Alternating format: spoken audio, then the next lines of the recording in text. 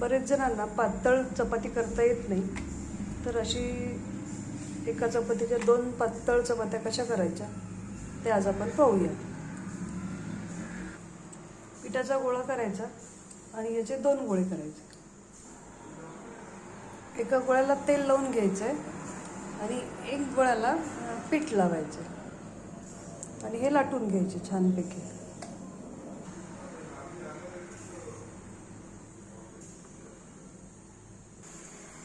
हलक्या हाताने पोळी चपाती लाटून घ्यायची आहे.